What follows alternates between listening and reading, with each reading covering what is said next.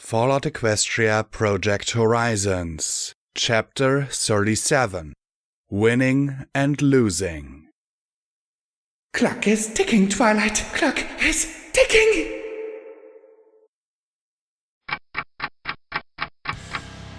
Sanguine grabbed the bleeding Charity by her mane and leapt out through the hole in the wall. I looked over at the struggling Glory and shouted over the din, Lacuna, get those off her! 5 words. 5 little words. Then I was off, racing through the rainy night towards the bridge as fast as my cyber pony legs would carry me. I didn't slow, even as he did ahead of me. He turned to face me, but I didn't let him get one word out before I tackled him away from the prone filly.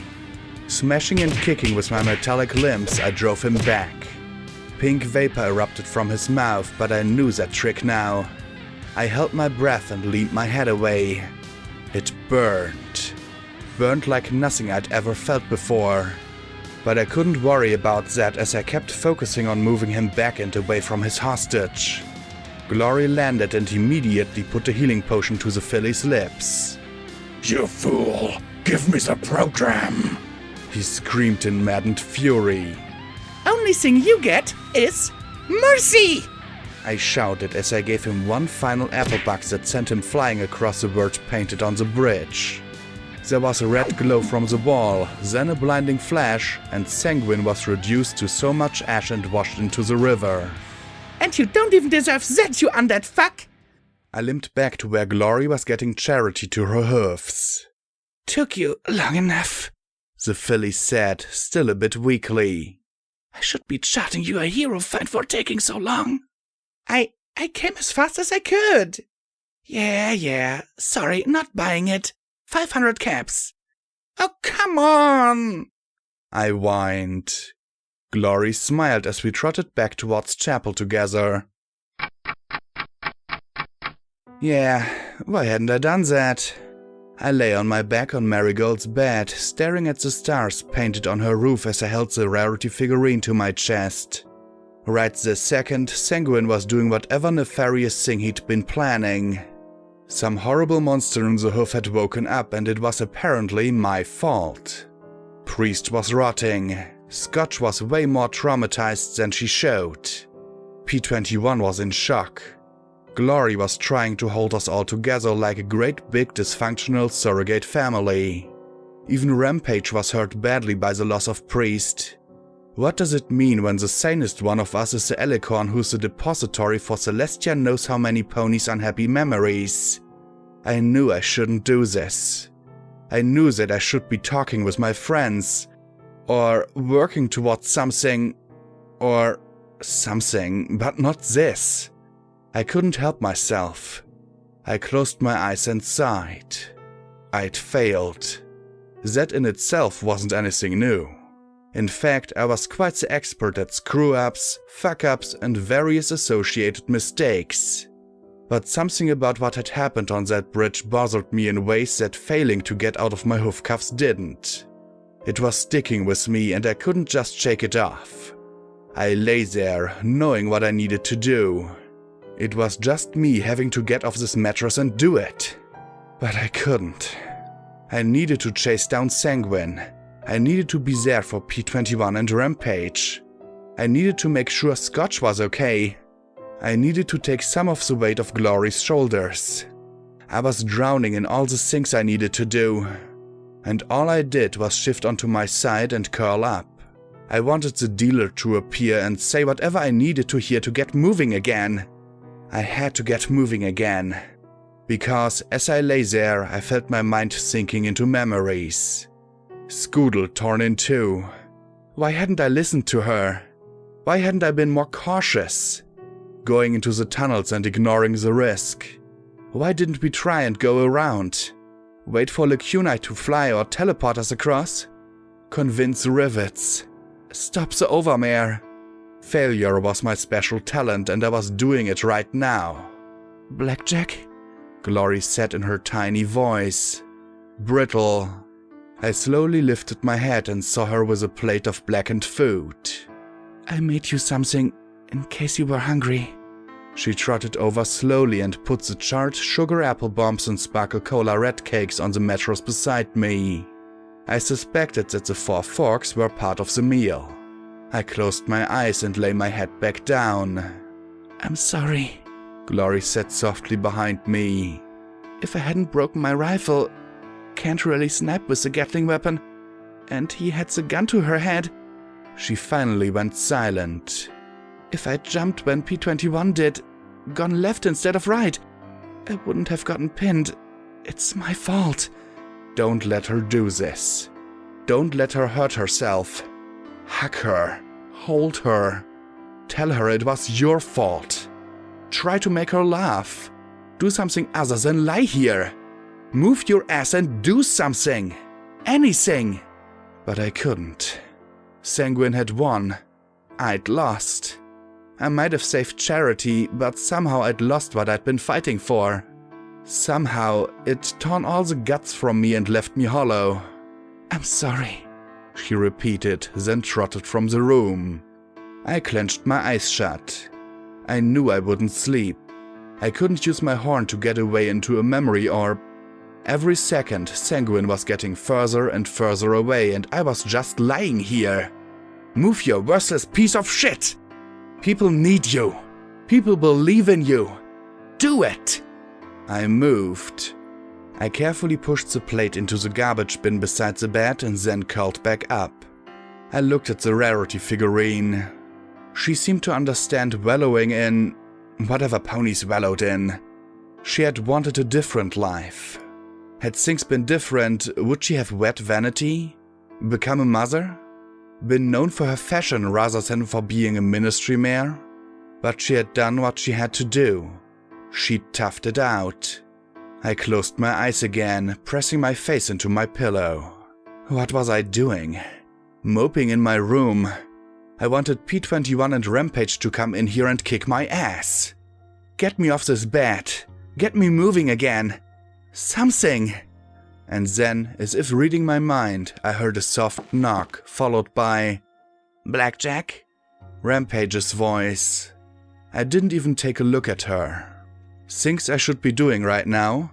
Not lying here, helping my friends, hunting down that murderous son of a bitch. Something. Every second I lay here, he was getting further away, making new monsters, about to flee to Red Eye.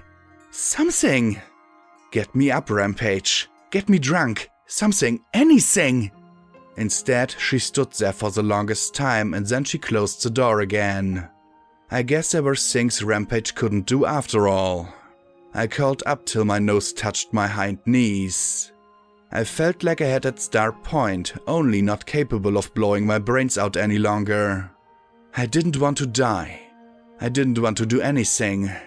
I just wanted to get off this bed and go do whatever I had to do. The Huffington rain was pouring on the roof again. I was warm and dry thanks to this gift from Priest. And here I was, moping and letting his killer get away. I thought of Dusty dying in my hoofs and how disgusted she would have been. What is wrong with me, I thought as I clenched my eyes shut. Get up! Move your legs, you fucking loser! You fucking reject! You couldn't save Scoodle, you couldn't save 99, you couldn't save any pony lying in bed, you dumbass! Move! Move! Go! Do what you have to do! Do it! Instead, I started to cry. It'd been too much, too fast. Not just my arrival back in the hoof, but in 10 Pony. And before that, on the boat. And then when I was trying to stop a war because I only had a few weeks to live. And the tunnel. P-21's suicide attempt. Start point. For the last months I'd been hit again and again, but no matter how horrible it was, I'd always felt like I was keeping on my hoofs. Of all the things I'd been through, this was what broke me. A bed? Then the door opened a third time and I felt his eyes on me. I knew they were hard and scornful, hateful even.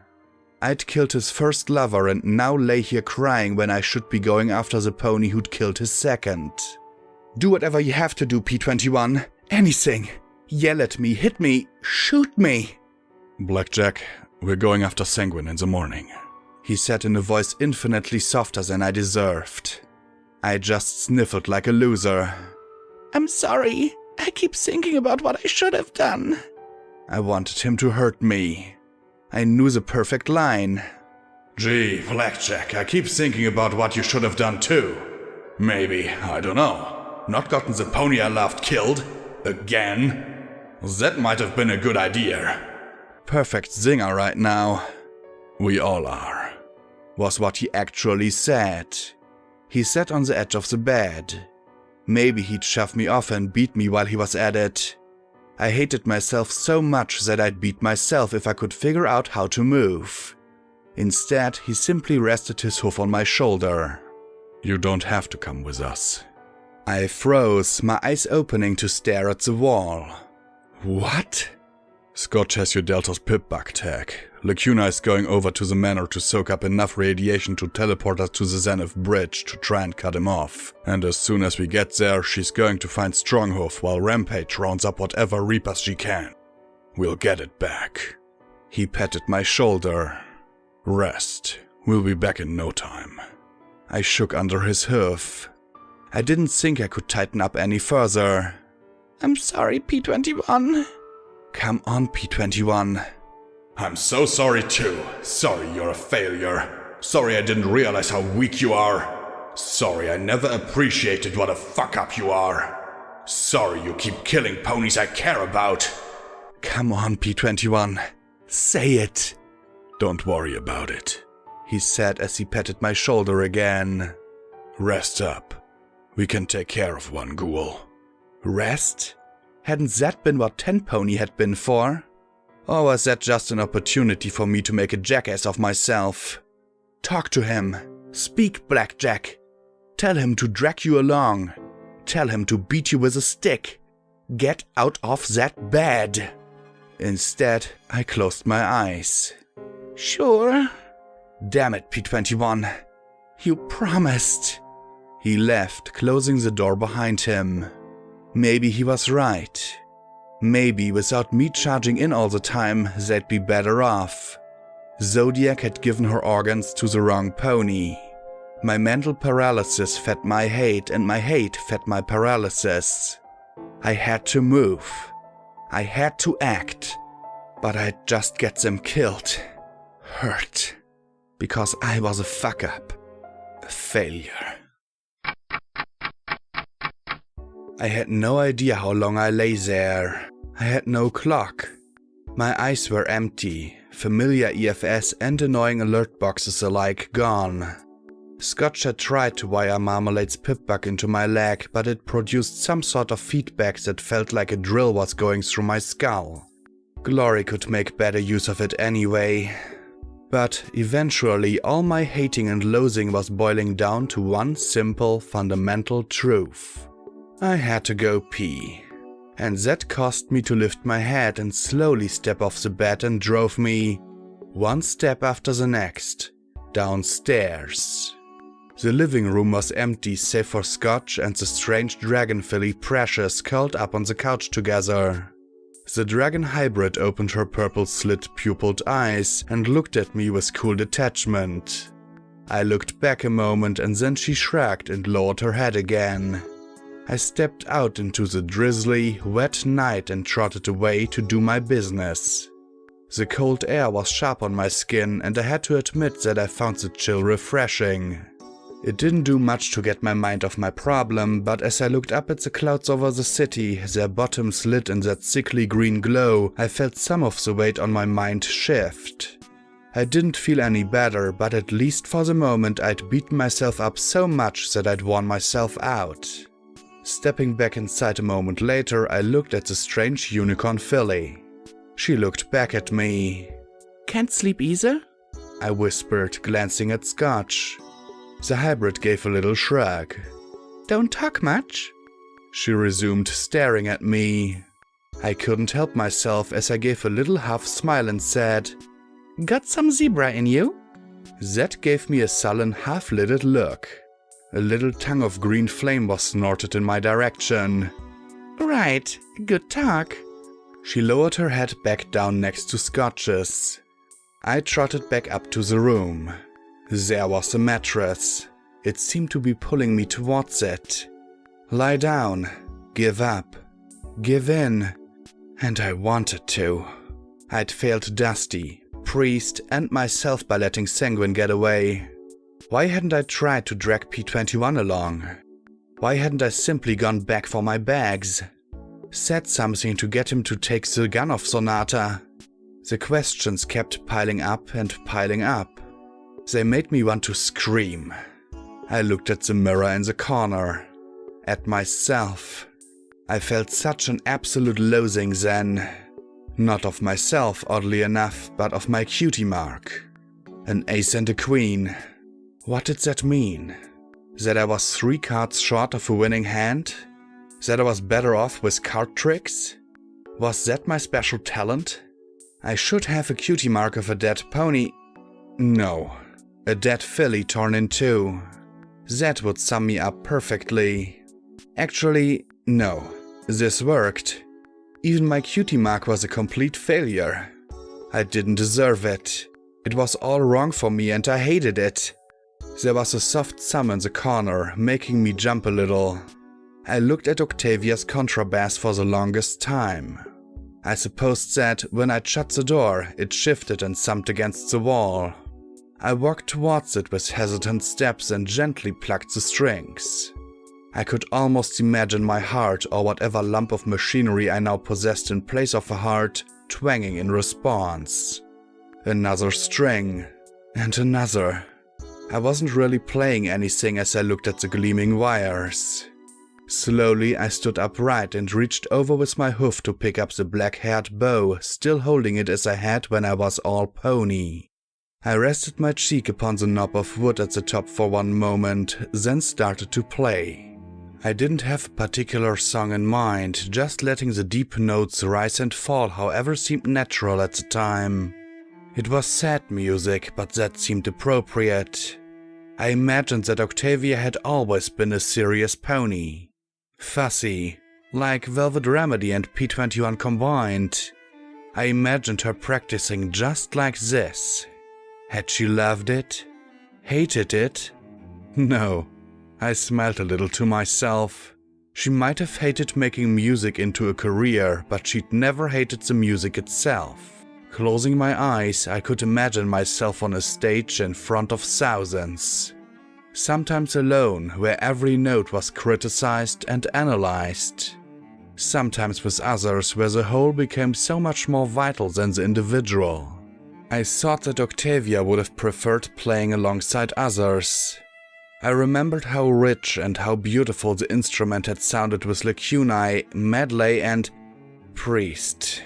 For a moment I stopped and just held the contrabass as if it were all that kept me upright. Right now it probably was. The smooth wood was warm against my cheek. I heard so damn much. I'd done worse than failed. I'd lost. But the cost of winning would have been 2 lives, not 1. Couldn't I take solace in that? Shouldn't I? I felt an overwhelming urge then and there to put the instrument away forever. Give it to the Crusaders who could appreciate it. Not me. Not now. Not ever. My hoof must have slipped because the contrabass gave another sour thrum as my hoof brushed it. I sniffed and, stilling a little, I straightened the bow once more. Again I played and I imagined Octavia playing later in her life after her peace concert ruined her career. I imagined her playing to smaller and smaller audiences. Dingier and plainer theaters. Then, one day, she was alone in her tiny apartment above mixers. Had she looked at herself then, seen her own cutie mark and felt the same sense of failure? So much work, time and suffering, now all for nothing? I suspected she had. I suspected that she'd looked at her musical note cutie mark and felt the same disgust I did. Had she raged? Had she wept? Or did she simply, silently quit inside? Like me. I wondered if that was when Rarity had found her. Lost and alone, and at her worst, Octavia had probably been thankful for any help that could be extended to her. I imagined her leaving with Rarity and, when she returned, struggling to make her music work. Hoofing it back and forth from flank to the manor in the rain, taking the bus wagon whenever she could. Not giving up. Because as long as she was playing, there was hope. She was still Octavia.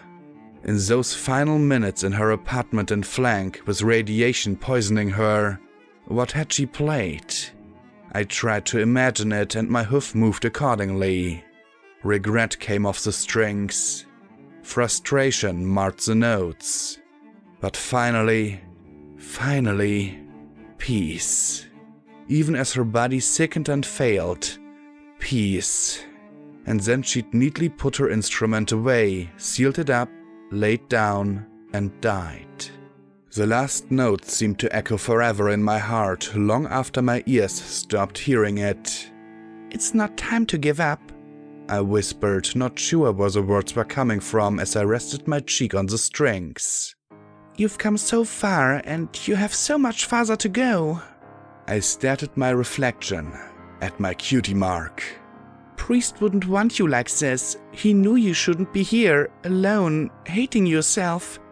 You know what you need to do, so get off your rump and do it," I said to my own reflection as I held the contrabass in my hoofs. The question was, how? I set the instrument in the corner and sighed. I wanted to just grab a bag of gems, climb up on the bed again, and munch on them till I didn't feel anything anymore. I was a little snacky. Then, as I started to suckle on a cinnamon ruby, I wondered if Spike liked rubies as well. I spat out the gooey, half-dissolved gem and stared at it a moment. Then I looked back over my shoulder at the door. What if... No, it was stupid. It wouldn't help, wouldn't work, but... I trotted back downstairs, my bag of gems tossed over my shoulder. Carefully I fished out an amethyst and extended the purple gem towards Precious. She looked at it skeptically, her horn glowed and the purple filly floated it to her. She looked confused. I hoped this would work. I lifted my half-ingested ruby and popped it into my mouth. For a moment she looked at me like I were crazy, then put the purple gem in her mouth. At once her eyes popped wide in shock. Apparently, giving fillies mildly addictive substances was really effective. In another life, I must have been a dash dealer or something. 2 more gems later and she followed me back up to my room. "So, Precious, can we talk?" She gave me that confused and slightly guarded look. "I mean, can you talk? You seem to be understanding me, so..." She swallowed the emerald she'd been chewing on, then replied in a surprisingly soft voice. "Yes, I talk." "So, how'd Sanguine turn you into... this?" I asked as I gestured to her. She drew back, frowning. I raised my hoofs. "Not that there's anything wrong with you, I'm just wondering how it happened." That mollified her enough that she relaxed. "Born sick, bad bones. Doc made me part dragon to make me better. Ponies thought I was a freak. I am. Got in a fight. Doc put me to sleep. She looked to the window. Woke up, told me I had to help him. Said no, he said he'd make me normal pony again." "Well, that was nice of him," I said, but she looked sour once again. "Saving you, I mean. The pretty yellow pony lady talked him into it. I guess ponies and dragons don't mix." She looked at her spade-tipped tail. "When I got into fights with some ponies that teased me, I got put to sleep with the others." "How'd you get to chapel? Did you walk or fly or..." "Went through tunnels. Bad, scary tunnels. When we got outside, we met those kitty birds." Tunnels. Crap. "We were walking a long time though, had to hide lots." If my friends planned on tracking my pip-bug, then it would mean going back underground. Nothing good came from going underground in this place. Knowing Sanguine, he'd be setting up all sorts of traps and nasty things. Theoretically, I knew where Hippocratic research was from the text the professor had given me. between Zenith Bridge and Toll on the east side of the river. Realistically, there were several square miles it could be in, and who knew what we'd face in that bombed out and blasted ruin. If Sanguine was taking tunnels, then they wouldn't be able to cut him off at the bridge. It could take another day of searching to find more Reapers or Rangers. Precious, do you have a lot of memories of the building and stuff? She scowled but nodded. I felt a little surge of triumph. If this worked, then when Sanguine got back home, we'd be waiting for him. Yes, some. Clearly not happy memories. I was normally kept in my room. I wanted to go around outside, but Mr. Sanguine told me I wasn't allowed to go cause the trees were bad. The trees were bad? I echoed with a frown. How so? They try and eat you. She gave a shrug, then blew a little tongue of green flame. Can I have another? She asked as she pointed at my stash of gems. I pushed the bag at her and she picked out another amethyst. So, the trees are bad. Anything else? I wanted to take notes. Monsters, she said simply. What kind of monsters? Given what I'd seen so far, that really didn't narrow things down. Just monsters, the bad kind all over the place. Bugs, plants, doggies, she said simply as if I was stupid for thinking there were any other kinds. There's also the fatties. They look like ponies, but they're all dumb and big. Lots of fatties working for the dog. Cora always likes killing them. She's creepy. I'd noticed. The filly rubbed her chin again before adding absently. And there's the poison stuff. Poison? Well, there's two kinds. One wasn't enough? One is all rainbow goopiness. Doesn't do much to ponies like me and Cora, though. Sometimes the fatty get in it and it makes them even weirder. Those red ponies once fell in some and got all mutated up. Doc put him down with his poison breath. That's this nasty pink gas. There's clouds of it way down in the bottom. Only Doc goes down there. She smirked, her pointed teeth glittering. Doc said I wasn't supposed to wander around, but I did anyway. Broke a bunch of stuff too. She gave a little shrug. It seemed to be the filly's default gesture. I actually laughed a little at that. Then I thought a little more about what Psycho-Shy had said. Hey, Precious, Psycho-Shy said that there was something bad after Sanguine, and he said that I'd woken something in the core. Oh, well, yeah, he was screaming about that. I do know what started it. I was asleep then. But I guess when some big ship blew up, well, he went crazy. He said that if some program thingy was blowed up, then nothing would stop some bad thing in the city from coming out and eating every pony or something. I didn't really pay attention though. A whole lot of ponies wanted to hurt him.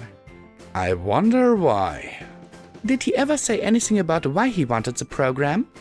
Just that he wanted it to fix things. I don't know what though. Nothing I broke, I think. I frowned.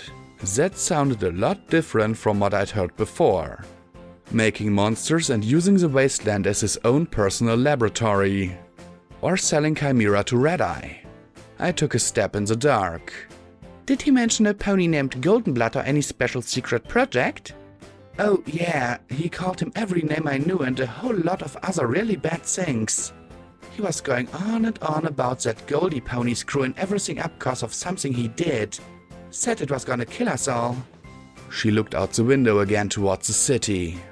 Do know how bad it is. Good strong fart would kill most of this place. I nodded and sat there. I was still feeling that lethargy, but now that I was moving, it began to fall behind. I'd blown a hand, but I wasn't busted yet. Almost, but not quite yet. I was ready to ante up once again. Thanks for talking to me, Precious. Sure, Precious murmured. You sure you're not going to do anything? I said with a nod, then walked her back downstairs. Scotch Tape blinked owlishly at our arrival. Oh, you were talking to Blackjack, she said softly as she rubbed her eyes with her hoof. Hey, Blackjack, do you have any more of those mint candies? They were really good. No. Sorry, Scotch. Afraid we'd have to go back to 10 Pony to get some more. Or you can try and take rampages. I suggested with a smile. She didn't return it. I was just hoping, if I took it, maybe P21 talked to me, she said. They made me feel like I knew, like, just what to say. Now I just feel like one big lump of stupid. I sighed and sat beside her. You're not allowed to think of yourself as a big lump of stupid till you get some pony who doesn't deserve it killed, okay, young lady? I asked in mock sternness. She still wasn't smiling and I shook. A part of me, a big part, wanted to just curl back up on that bed.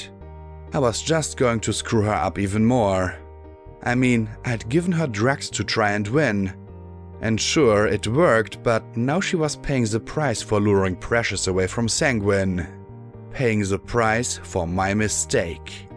I felt it. It was almost like gravity pulling me down, but it was all inside my brain.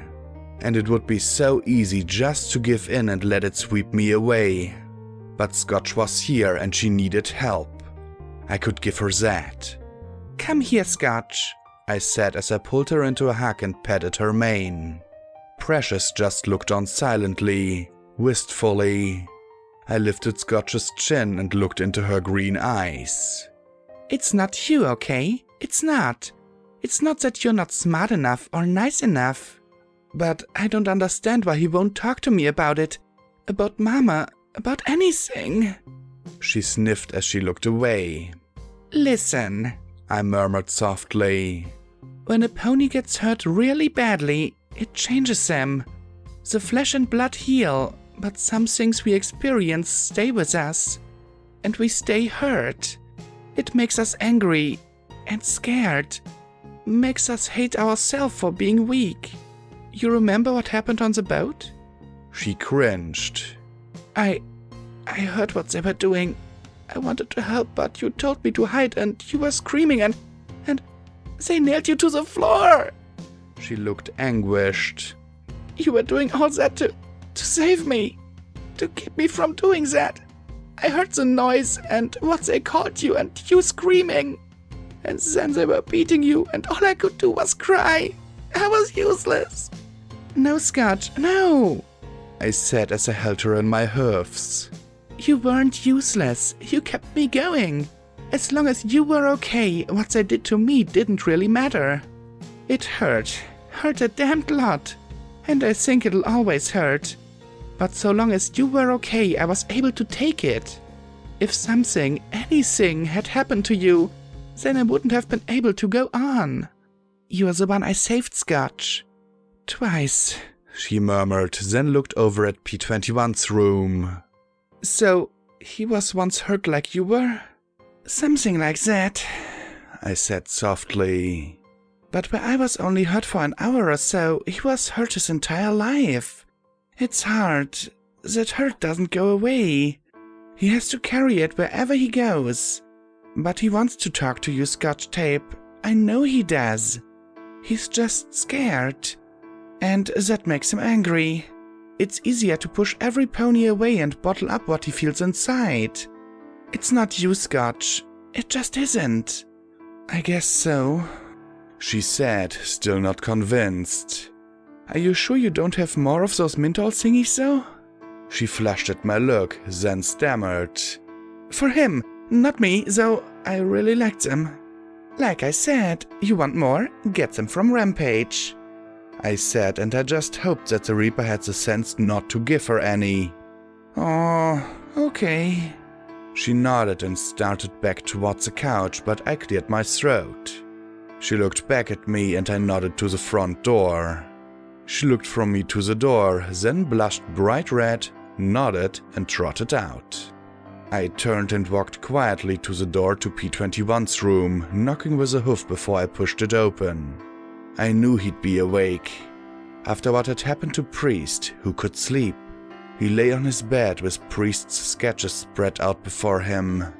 At the sight of me, he gave a look of surprise, followed by the smallest of smiles. "Hey, you're back." I was surprised to see Rampage with him, but then she'd loved Priest too. "I went somewhere?" I said as I trotted towards him. For a while, you were back on that mattress right after Scoodle died. He murmured softly. Less shit and vomit and radiation poisoning, but still back there all the same. Yeah, I had to go pee. I murmured. I thought you wet the bed. Rampage teased with a little smirk. It didn't reach her eyes. Her cutie mark was that strange amorphous roiling blob. These days I don't even want to think what comes out my rear end. Think it might be somewhere between magical waste and flamer fuel. I said as I glanced back at my rump. Then I saw the concern in his eyes and sighed. It's been a crazy month, hasn't it? Who knew life outside the stable would be like this? Sometimes it doesn't really seem so different, he replied. You should have been here 30 years or so back. You think it's a mess now? Imagine every block being held by a different gang or tribe. You couldn't piss without some pony blowing your flank off. Rampage replied. No finders, no reapers, no eggheads. Just ponies killing ponies for a few more blocks to scavenge. It must have been a trick to start chapel in the middle of that. I murmured softly. Just the two of you. Originally it was just Priest, this scrawny little black unicorn looking to avoid being pushed into the half-hearts. He was actually trying to fix that ratty church up. It seemed crazy to me. Why build in a wasteland where everything was dead and falling apart? The world was pain and blood and hatred, yet there he was trying to help me. I didn't get it. Couldn't understand it. I thought when he brought me home to Star House that he was going to just fuck my ass like every other stallion. But he wanted to help. He really did. Like Scalpel and Bonesaw, the wandering miracle doctors. She sighed and shook her head. I fell in love with him, and he was young enough and good enough to think he was in love with me. Had to get him drunk our first time though. It was nice for a few months, but he was faking it, and so was I. But by then I was pregnant. She sighed and gave me a sad, regretful smile. I wouldn't recommend it personally. Threw a whole world of awkward into an already weird thing. And then what happened? P21 asked in quiet, polite tones. I winced, but she simply smiled, maybe a little sadder. When we realized that it wasn't working out, I thought of leaving, but even if I hadn't been pregnant, we already had a dozen fillies and colts living in the post office. Pilgrims came to offer themselves at the bridge, and they'd give priests their caps and supplies. He'd give them a friendly ear. Half-hearts tried to take the town, but I convinced them not to. I think it was priests they respected though. They really go for the whole stoic thing.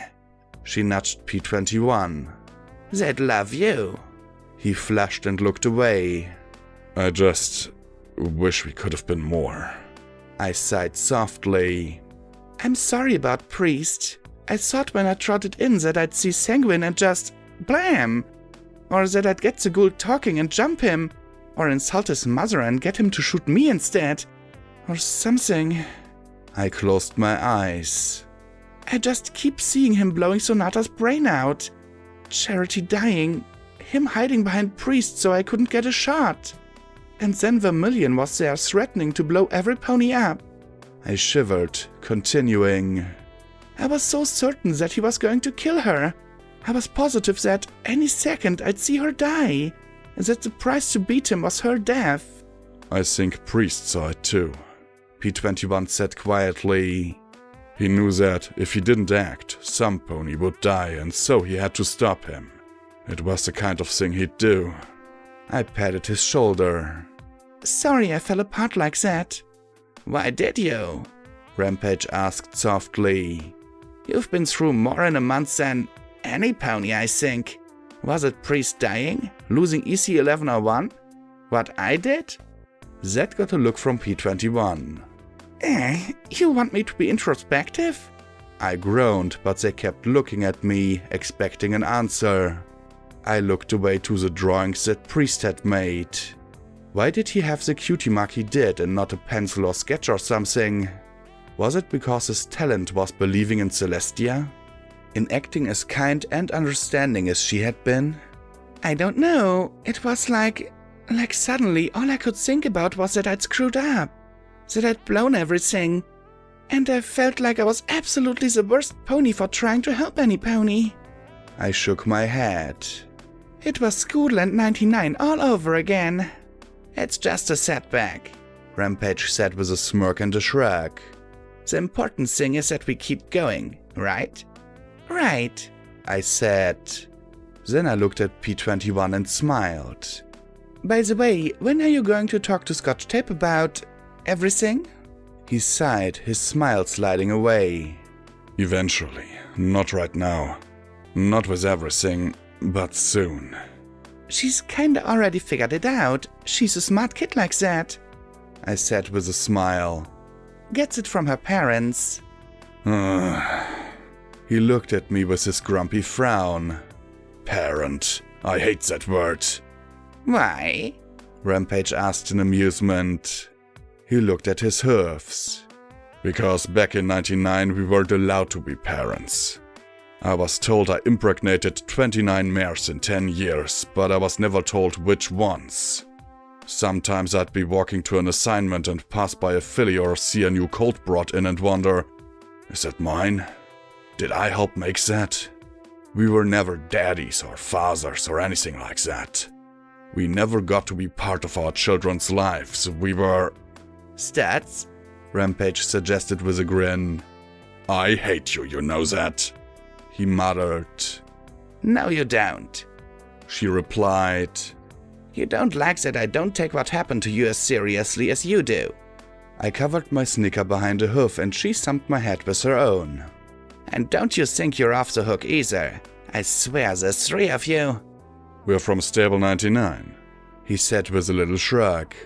I sighed and looked at him. You know what I think? I think that you're just like me. He leaned away from me, looking vaguely insulted and suspicious. I think that you've got something no stallion in 99 had. A chance at knowing your own children. And you're terrified of fucking it up. And as one expert on fuck-ups to another, you are fucking it up. She's a smart girl. She knows you're her father and she wants you in her life. But a few more months, maybe even a few more weeks of you ignoring it, and she won't want you anymore. He looked at his hoofs, ears drooping. Rampage sighed sympathetically and patted his shoulder. Not easy either way. I stood and shook myself. Anyway, I have a mare I need to apologize to. Think it over, P21, and if you want my advice, and I can understand if you don't, but don't wait. I left them to talk and trotted back upstairs. No pony was getting any sleep tonight. I knocked on Glory's door. She opened it almost at once, her eyes wide and fearful. She mirrored my apologetic smile. I hope my playing didn't wake you up. No, not at all, she murmured softly. May I come in? I asked, hoping my sheepish smile overcame the immense awkwardness I was feeling. She stepped back from the door and I stepped in. I was guessing that this had been Tarot's room once upon a time. There were still quite a few boxes of old toys and the like. Are you feeling better? She asked as she led me over and we sat on her bed. She looked at me curiously, cocking her head. You look a little better. Yes. I looked at her a moment. Kinda. Another moment, and then I sighed and looked away. Not really, but I'm moving again. And as long as I'm moving, there's hope. So, kinda better. You're sure? She stroked my cheek in concern. Really, really sure? I nodded. Yep. Good, then I don't feel quite so bad for this, she said as she looked me in the eyes with a loving smile, pulled back a little, and hit me so hard upside the head that I went flopping clear off the other side of the bed. What in Equestria were you thinking? Giving highly addictive mind-altering chemicals to a filly like that? You know there was a time when I thought that Mad-X was bad. And I squirmed at administering a dose of Hydra. Now it's chems. And I actually sat by and let you. What in Equestria was I thinking?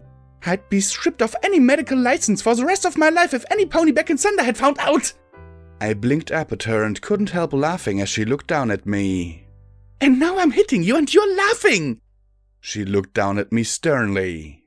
No more camps unless a pony at least has his or her cutie mark. I mean it!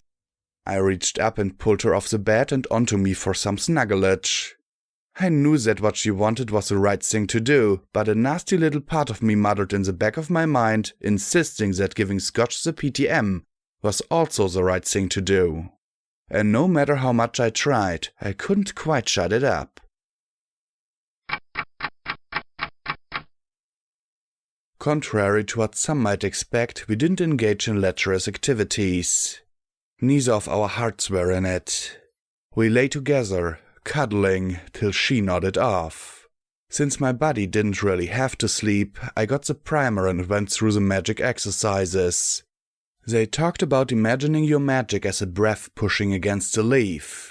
I was at least not a complete failure at that one. Then as your magic like a mouth closing on something to move it. I had to admit, even this old book with its cute little pictures and bold print was better than weeks of listening to textbooks wrote on about simply doing it right. I'd never thought of magic as something I could do.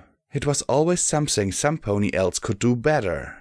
By the time morning arrived, I was able to turn the pages of the book consistently. Half the time. Hey, it was still progress. Glory was quite happy to discover that Precious was every bit as appreciative of her cooking as I was. Only Glory would be considerate and determined enough to smash up an emerald and mix it into an omelette.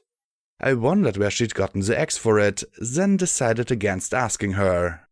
Rampage chipped a tooth and promptly went back to her raw bloat sprite. An acquired taste, to be sure. P21 and Scotch were playing the look away game. One would look, see the other, both would look away. It was all I could do not to scream, but considering how I'd been last night, I supposed that I was the last person to have a right to criticize any pony needing time and space to themselves. Still, both of them got put on washing the dishes. Quite a chore after Glory's cooking. Maybe that helped P21 overcome his reticence. Talking with Precious, it was clear that she didn't know where she should go, only that returning to Sanguine with us was last on her list of interests. You know, Precious, I can't say for sure, but I know that the Crusaders could certainly use you a whoosh around here. The purple dragon filly blinked at me in confusion and I looked over at Scotch. And I think that you should stay too, Scotch, just so nothing goes wrong. You want me to leave? She gasped, her bowl of sugar apple bombs forgotten as she stood on her seat. No, I think it'll be better for Precious and Charity if you stick around and help out. I tried to say as reasonably and casually as possible. I looked over at Glory and P21 for help. Of course, Rampage didn't help any as she gave a bloat sprite-flavored belch and said, let her come if she wants. She's a tough kid. Glory smiled at Scotch. Don't you want to try if you can make that toilet idea of yours work? I blinked at the two of them in surprise. It'll be a big improvement for the town over using the ditch beside the road. She actually shuddered. Huh? What was wrong with the ditch? I mean, I loved plumbing as much as the next mayor, but... Wait. Suddenly that thought led to the question of how Thunder had handled its sewage. Now I was shuddering. I'd never look at the rain the same way again. Sure, after I get my cutie mark, Scotch said very matter-of-factly. Face it, no pony wants a toilet cutie mark. I mean, the only thing worse would be like a pile of poop cutie mark. That's about it. I think any cutie mark is fine as long as it's yours, Glory said quietly as she glanced back at her flank and the scarred patch where once she'd sported the sunrise. Then she sighed and pushed on. In any case, Precious has told us about the numerous threats around and under Hippocratic research. Scotch had confirmed that my pipbug tag was still north of us. Monsters, poison. Long as none of them are machinery, I'm fine, Scotch said dismissively as she pinched the bowl in her hoofs and lifted it to her lips to slurp down the sugary sludge left at the bottom. When she finished, she smirked at me with a milky mustache. The source of the milk was another thing I'd decided I might not want to know. In fact, Precious actually gave me an idea of how to take care of it. Both the rainbow stuff and the pink stuff can get washed out with rain. That's a trick, Underground, Rampage murmured. Not a lot of rain clouds down there. No, but if it's anything like a stable, it'll have fire prevention systems. If you set those off, then it'll wash the rain junk down the drain and clear the pink junk out of the air. Scotch said with a smug grin. You know how to do that? Provided they work and you can get to the control system, I'd test purge the whole system. Gloria replied coolly. Oh yeah, and if the controls don't work, what then? Scotch asked with a challenging frown. Use incendiary rounds to set them off one by one or zone by zone, Gloria retorted. And if they've been manually shut off? Look for big red valves, naturally. Standard colorization for fire systems. And if they're corroded shut? Oil, a wrench, and a good hard knock. Glory countered without missing a beat. Can you tell me how to set up an IV drip system into the subclavian vein? The filly blinked. That's not plumbing! Pipes are pipes, in a stable or in the body. Scotch was silent a moment, pursing her lips, and then said grudgingly, Yeah, well, you're still boring. Just because I've... Scotch folded her forelegs on the table. Nope, boring, putting me to sleep. She started to snore loudly. Look, Scotch, I'm not saying... boring. Blackjack, she's from your stable. Tell her I'm not boring. Glory whined as she batted her eyes at me. I put my hoofs around the grey Pegasus's waist and tucked her close. Honestly, considering what's happened to me so far, I'm glad you're on the calm and rational side of things. I pressed my lips to hers and she made a delightful little murr in the back of her throat. Precious wrinkled her nose in disgust, then looked at Scotch, who blinked at her in confusion. Aren't you grossed out? Huh? What's gross about that? I always saw mass kissing back in the stable. She crossed her hoofs. Now, kissing stallions, that's gross. Oh, it isn't so bad, P21 murmured idly. Then he blinked and looked at Rampage, grinning ear to ear at him. No, no, no! She pounced at him, kissing wildly, and he barely leapt onto the table and off the other side in time. Rampage made the whole table bounce as she dove beneath it and chased after him. He dove to his back and dug out a magic grenade. Back, back, I say! He waved it at her. Shouldn't we all be really alarmed by this? Glory asked with a concerned little frown. Boring! Scotch sang out. But the two fillies took cover under the table all the same. I swear to Celestia, if you try and kiss me, I will give you a second childhood. Or fifth. Or whatever childhood you're on. He said as he kept the grenade outthrust in a hoof. But, more than anything, he was smiling. Maybe it was a little manic, maybe his eyes looked a touch sad, but he was smiling. Rampage rubbed her chin. Probably be worth it. She leaned towards him, kissing the air, and he pressed the grenade to her lips. Then the door opened and Lacunai walked in. Her purple eyes widened at the mess on the table, the girls peeking out at him, Glory and I cuddling, and Rampage kissing the green-banded apple. She nearly glowed with power. Strike that. She was glowing with power. I heard the clicking going off on the pip-bugs on both Glory and Scotch's hoofs. Am I interrupting? Her purple magic surrounded the grenade, plucked it from P21's hoofs and gently put it back into his saddlebag. Yes, and it's probably a good thing you are, I replied. She looked right at me and smiled, her voice speaking softly in my mind. I knew you only needed a little time and you'd be back. You never lose. I did this time. Look, I talked with Precious and Sanguine is using the tunnels to travel. Then I looked at the little dragon filly and smiled. But Precious here has been all over Hippocratic research, so if you take a peek inside her noggin, we can teleport straight there. We might show up before he has a chance to do anything bad. You want her to do what? Precious said as she jumped to her hoofs, a plume of green flame flashing out of her mouth. Forget it! I don't want any pony poking around in my head. That's what the doctors did after I got in fights. Lacunai looked at me and I felt a stab of irritation. Precious, we really need this. Don't care, the filly said. That's what the nurses did. Kept messing with my head to make me happy and feel better. Tried to make me think every pony was my friend. Well, they're not, and you're not either. Look! I smacked the table with my hoof. You were working for our enemy, but we took you in. I even shared some gems with you. All I'm asking for is enough memories of that place so that Lacuna can teleport us there. We don't care about what happened to you 200 years ago. A strange silence filled the room, and I suddenly became aware that every pony was staring at me. Blackjack, Glory said in soft concern. It matters to her. A part of me wanted to scream. This was what we had to do to win. I knew that Sanguine was probably rigging as many traps and perils as he could in the tunnels. Maybe if we gave her some moondust or something, we could make her tractable enough that she'd cooperate. I really didn't want to have to pin her down while Lacuna dug around on her head for what the fuck was wrong with me? Seriously, what the fuck?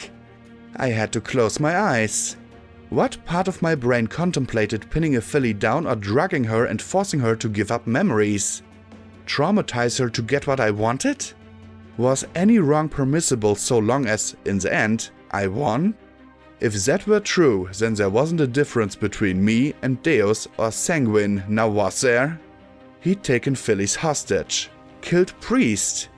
Was all that okay simply because he wanted to win? Should I have taken Psychoshy hostage? Killed her just to beat him?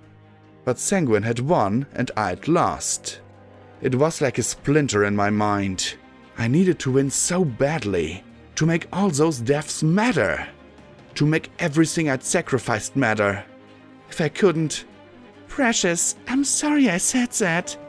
I said softly. I want to stop Sanguine and get back what he took from me. I was hoping we could teleport straight there and be waiting for him. I shouldn't have tried to use you like that. The purple dragon hybrid glared at me hard. Clearly, I wasn't going to be on her friends list anytime soon. Precious, can you give us a memory that will put us close? Scotch asked. Precious gave the concerned filly the same steely stare for a moment, then softened and dropped her gaze. I remember a park. I wouldn't mind remembering that place, she said softly as she looked up at the large alicorn. Can you just look at that one memory? I don't want people to see anything else. Lacuna gave a gracious nod and together they trotted outside. What was that all about? P21 asked me. I don't care. Since when do you not care? Rampage seemed equally shocked. Glory simply looked concerned. You cared about Psychoshy for Luna's sake. How could you care about her and not what happened to Precious? I closed my eyes. I want to beat Sanguine. Pay him back for all the shit he's done. I needed to win. Didn't they understand? Well, not much point in beating him if you turn into him, Rampage muttered as she trotted away to her room. I better go get my armor. I can just tell it's gonna be another shitty day in Huffington. Blackjack, Priest wouldn't want you to hurt Precious just to get Sanguine. Please, try to keep it together. P21 said as he returned to his room as well. Keep it together, he says. Wasn't he supposed to be the angry one? The one who wanted revenge? I shook my head. I didn't want to mess with folds and the like. I just wanted to win. Once Lacuna had the memory of the park, I'd introduced Precious to the Crusaders. The interview consisted of the question, got any folks or any pony else you can stay with? After that, Charity suggested that Precious help out cleaning up some of the mess from the fight. We didn't really need any more supplies yet, but I bought a sparkle cola anyway. Charity looked at me a moment, rubbing her chin. 20%, I think. A 20% discount? I grinned in response. I should have saved Charity's life ages ago. She smirked as I took a drink. Nah, 20% chapel reconstruction tax.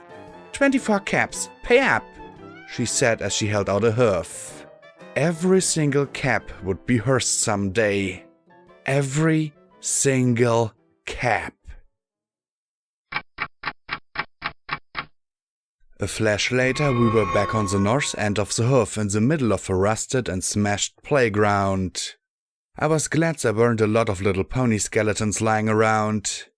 I guessed every pony here had cleared out at the sirens. The park was little more than a dead square of trees and benches overlooked by a large billboard of a Pinkie Pie. Come on, every pony, smile, smile, smile, read the caption beneath her huge grinning head. Her eyes seemed to add, or else. Looking north, I could see the bow of the Celestia pointed out of the water. It was still smoldering. I had to wonder what was left of its days later. The Applejack was nowhere to be seen. Had it returned to Trottingham? The naval base still smoked as well. I borrowed P-21's binoculars and I looked more closely. Sure enough, there were scavengers picking through the remains of the base. Worse, I spotted two groups with those black and green tower banners. Something I'd have to nip in the bud later. Looking west, I could see a thick tangle of dead, gnarled trees. Briars and brambles snaked between the hard, cracked branches. I didn't have an EFS. I wanted Glory and Scotch to have the advantages the pip-bug offered, even ignoring the feedback from trying to wire another pip-bug into me. But I knew that, if I still had one, these woods would be one nasty mess of red bars. Something inside the forest let out a screech. I could make out, on the other side of the trees, the distant and intact roof of a single large building. It had a far more classical look than the rest of the hoof, with a central peak that rose far above the tree line. It had to be 3 stories at least. From the way the trees burst through the thick, rusty bars surrounding the property, I suspected that the woods had been one of the few places to grow despite the radiation. Alright, so Lacuna flies us over onto the roof. Good plan, I said as I clapped my hoofs together. Not so fast, Glory said as she peered at the sky. We are a lot higher up than usual. I don't think Lacuna should fly anywhere. I looked at her flatly and she pointed up at the sky. Nothing. Clouds. She tapped my binoculars and I had a second look. Through them I could see a black, tapering spike. She pointed out a second. And a third. I really don't think we should take the risk. I sighed. Okay, so then Lacuna teleports us all onto the roof. That is a possibility, Lacuna said, and I wanted to give a little cheer. However, it will utterly exhaust my magical reserves. We won't be able to teleport out if something goes wrong. Maybe a tunnel? They all looked at me like I was crazy. We'd have to go underground anyway, but they were right. There wasn't anything good to be gained from going underground unless we absolutely had to. Okay, Scotch on my back, Rampage up front, P-21 watch our backs. Lacuna on the left and Glory on the right. Let's try to get through this without any pony dying. Yeah, that'd be a good thing, the olive filly said with a pleased smile. I looked up over my shoulder at her. Seriously, Scotch, I know you really want to come with us, and I know you want to show how tough you are, but I can still have Lacuna poof you back to Star House. She sat up. I solemnly swear that I will do everything in my power to not die. She crossed her chest with her hoof before dropping the serious look and smiling again. I sighed, muttering, Better not. You do, and you're grounded. After Dusty and Priest, I didn't want to think of anything happening to her. Don't worry, I'm tough, just like security, she said with a grin as she looked down at me. Now, let's get going, she said brightly. Great. Now I was a role model. Glory checked to see P-21 talking about something with Rampage before she looked at me with a smile. She wants to prove herself to him. You know that's why she's here, she said, keeping her voice down. Scotch pointedly ignored both of us at that. I know, Glory. I just don't want her ending up a corpse in the process. One day I'd grow enough of a spine to tell her no, despite her big, tear-filled green eyes. We found the front gate. The trees had bent and twisted the metal bars as they'd grown around them, and the road had been reduced to a single crumbled asphalt track. A large concrete slab stood beside it, a 6 thorny roots splitting it right down the middle. Hippocratic research, bringing new discoveries effectively, efficiently, and ethically to you. At the bottom, MWT subsidiary. On a hunch, I stomped down the weeds and brambles at the base. There, stamped in letters almost obliterated by the passage of time, were the words, OIA Affiliate. Yeah, this place looked right up Goldenblood's alley. Come on, I murmured as we moved into the dead trees. The forest appeared to cover only a square mile or so. Not that far to walk to the center, right? As we slowly walked along the trail, the normal Huffington gloom was cut down to a hazy twilight. In the distance, there were crunches and pops and a strange growl. How much is red scotch? Everything, she murmured softly. Everything's red. And from the slow tick of radiation, unhealthy too. The trees cut right across the road. The branches didn't just intertwine. They looked as if they had stepped right through one another, splitting the trunks and branches of their neighbors. Any gap between them was occupied by the twisted brambles that corkscrewed their way into the trunks. I heard a wooden groan and saw something move in the distance. These trees are dead, right? I asked as I looked at the leafless branches. From the way they curled up, it looked almost as if they were ready to stab us. Well, they appear, they...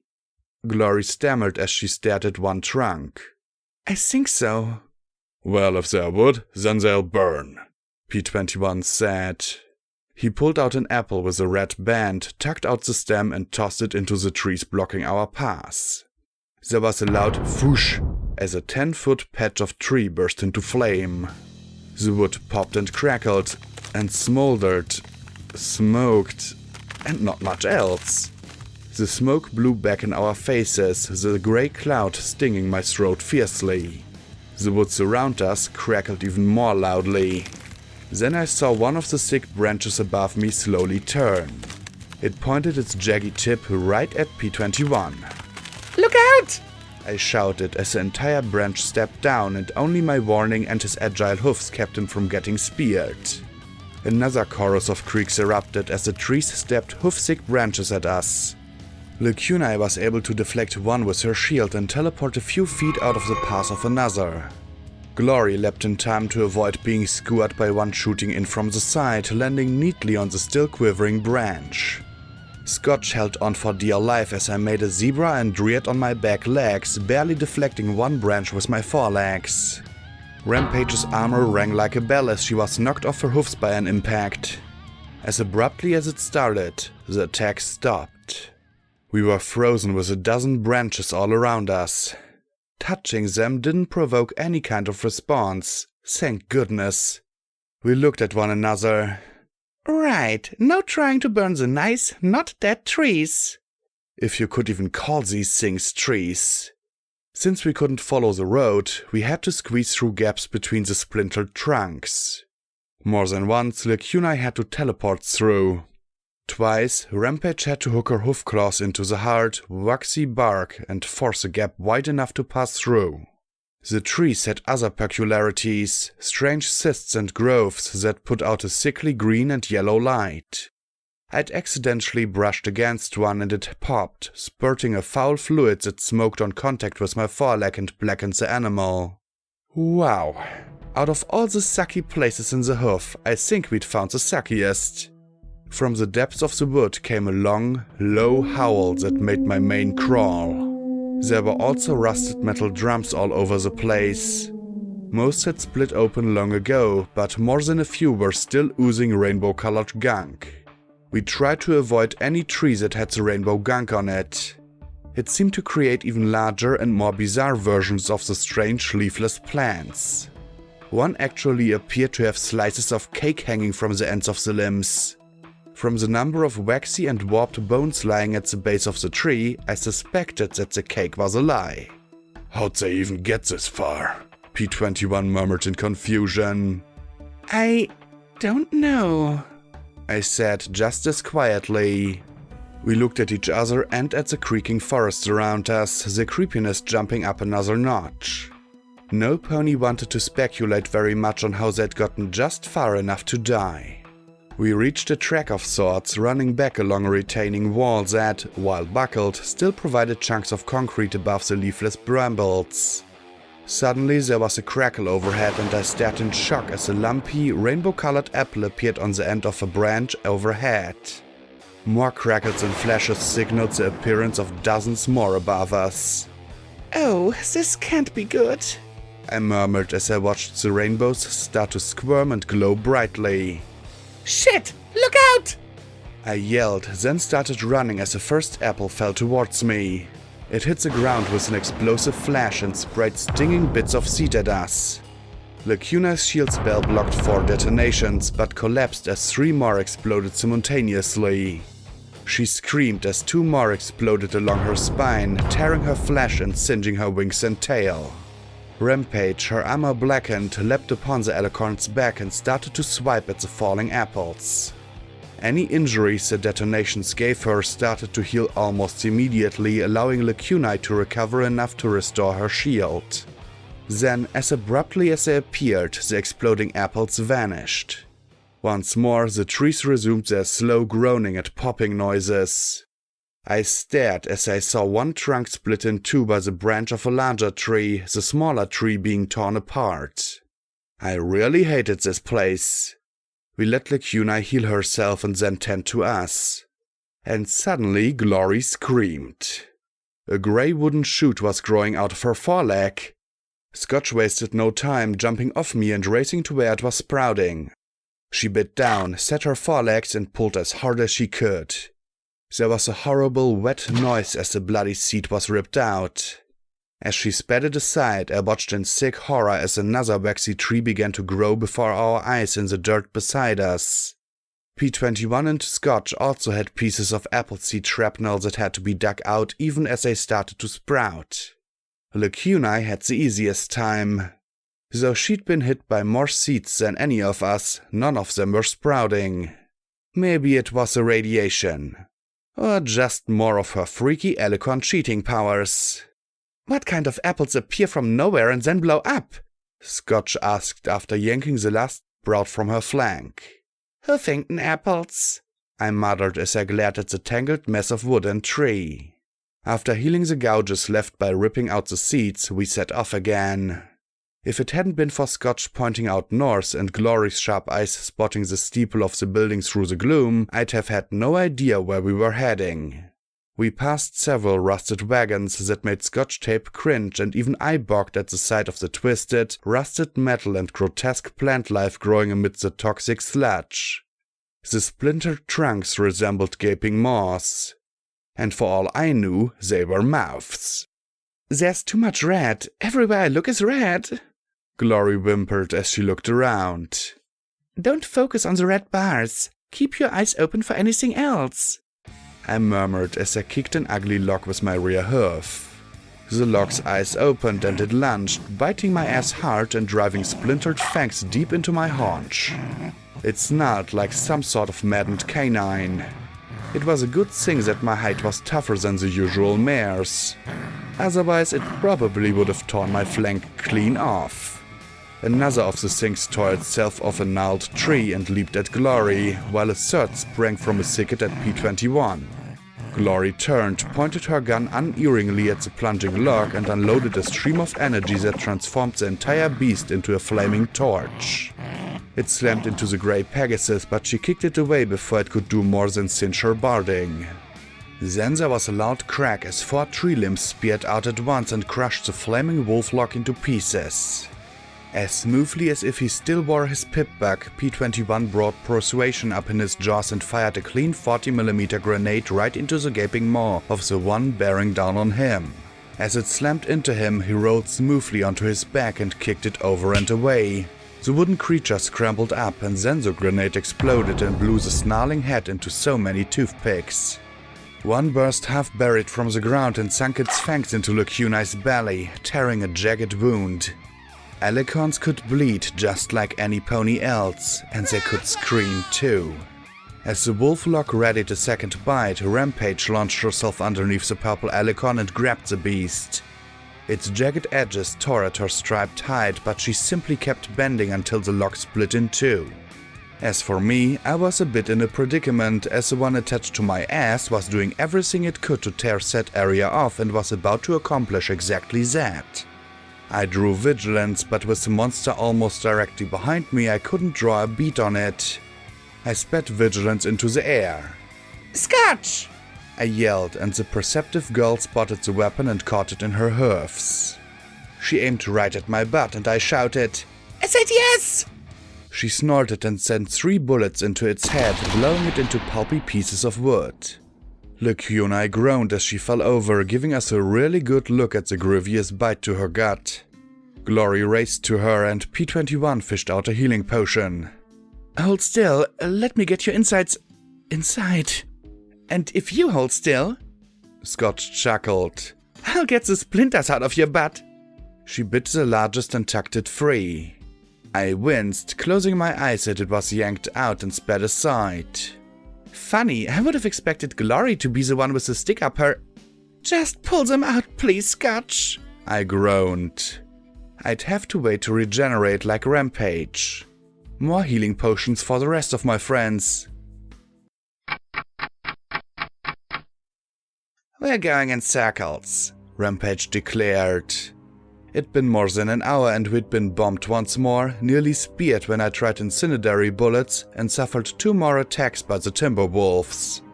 We'd encountered other weirdness too, like a tree with drooping branches that cried rainbow gunk. And was it a pine tree? Covered in steel pins. One tree looked perfectly fine and leafy, but made P21 violently ill when we approached. Another had watched us with dozens of eyes that looked oddly just like P21's. Weird. Glory came across an apple tree, but at her approach, the luscious red apples revealed themselves to be red, chitinous monsters that scuttled after us, snapping pincers. Then there were some thorny branches that barely scratched Scotch. But once she started bleeding, she didn't stop. The filly's blood had soaked my back before Lacuna could administer healing spells. I might have hated the hoof in general, but I really loathed this place. Rampage was pointing at some spatters of blood in the dirt. Unless we're not the only dumb ponies in this place, we've been here before. We can't, we've been going north pretty consistently, Glory said as she looked over at the spire. But there was that time we had to double back, and then we went southeast for a time, and have we been here before? We have, P21 confirmed gravely. He picked up one of my shotgun hulls in his mouth and passed it to me. 12 gauge explosive. That's what you've been using on those wolf things, right? It was. They didn't have any vitals per se. You just had to blast them apart. I looked around, spotted the remains of one Timberwolf and scowled. I remember this place, but there was a gap to the north, I said as I pointed at the solid barrier. It was the thorny one that got Scotch scratched up. It appears that this mace is cheating, Lacuna observed softly. The Alicon was clearly exhausted. Being the largest, she'd received more attacks than any of the rest of us. The trees are moving to keep us trapped. Are you telling me these things are intelligent? Rampage asked as she pointed a hoof at the trunks. Perhaps in a feral, primitive sense, it would explain their cat and mouse antics, Glory said as she glared at the twisted wood. I sighed. It was a setback, but only a setback. As galling as it was, I wasn't going to let it drag me down. Not back to the mattress. Alright, get us out of here, Lacuna. Maybe you and Glory can teleport up and disable the lightning rods, or… There was a resounding creaking sound and I got ready to blast again. All of a sudden, a dozen thick branches curled around 2 trunks. The trees sounded like they were screaming as the branches twisted against them and pulled the trunks wide with a resounding wooden crunch. Then another pair was ripped apart. And another. Another. A path, straight as an arrow, led directly towards the building. P21 looked at the stunned Glory. Pretty smart cat. Scotch gulped. Well, I'm not afraid, so let's go. The filly said as she pointed down the path that had been opened. After you? She asked Rampage. Rampage chuckled as she trotted ahead. Of course, you know this is a trap, Glory asked, looking over at me as we walked along after the striped reaper. Course, it wouldn't be Huffington otherwise, I answered, looking through the gaps between the trunks. I saw great trees that seemed to bear apples and oranges and other fruits, but sprawled beneath them were more and more jumbled bones. It was another Silver Star Sporting Supplies, just a more vicious version. The trees were closing the path behind us with the grinding creaks and groans of tortured wood. And then the foliage ended abruptly, the transition as sharp as if there was some invisible line. Spread out before us was a huge lawn of blue-green grass. It was covered with strange train-like engines and wagons, and heaps of barrels loomed like oozing incrustations, slowly dripping their congealed contents like colorful pus. Most bizarre of all were the statues. One showed 3 foals frolicking, another was a mare looking impressive, rearing with a flag clutched between her forehoofs. There were dozens of them scattered across the strange grass. A few had tumbled over and others were covered in creeping blue vines, but most of them were just there. Scotch leapt from my back onto Lacunae and stared at one of the strange engines. It's gonna eat me! It's gonna gobble me up! I had to admit, with its rusted grille and the 2 domed lamps beside the massive drum on the front, I half thought it was going to eat me. I'll keep you safe, Scotch, Lacunae promised softly, lifting her wings to shield the filly from the sight. We started to walk between the vine-covered hulks, and then I saw the blue vines start to creep. My mane started to do the freakiest things as the plants rasped faintly against the hulls of the machines. I'd already seen trees rip a path in front of me though, so this shouldn't be that frightening in comparison. Rampage scowled at the vines. This can't be. Then her eyes popped wide. No way! We're nowhere near the Everfree Forest! Can't be what? I asked as I saw her pupils contract in terror. Run! She screamed. Killing joke! As if waiting for just that, the ground around us exploded with snaking blue vines. They slithered out of every hole, seeming to make a horrible chuckling noise as they moved lightning quick. One popped up in front of me and tapped my nose. The vine made the creepiest hissing laugh as I felt a tingle run through me. And then, just as suddenly as they'd attacked, the vines pulled themselves back. I felt a strange wooziness running through my body. What just happened? Rampage asked, and I reached out a hoof to her to steady myself. And just like that, Rampage exploded. The striped mare blew apart in a cloud of shrapnel, her metal barding smashing into me and sending me flying into one of the tractors, which exploded, showering us all with debris. A large chunk of rusty metal fell upon me and I heaved it away, only to have it explode as well. I staggered to the side, my body battered and my legs wobbling beneath me. I fell, and the ground beneath me exploded like a landmine. I finally just curled up into a ball, feeling battered and broken and terrified to take another step. Then a glow surrounded me and lifted me into the air. I looked weakly at Lacunae levitating me through the air towards the building. I hate blowing up, I moaned. But then I looked down. P21 and Glory had grabbed the regenerating chunk of Rampage and were struggling to keep up as the slithering blue vines pursued them. P21 now tossed incendiary apples every way he could to try and drive back patches of the noxious blue plant.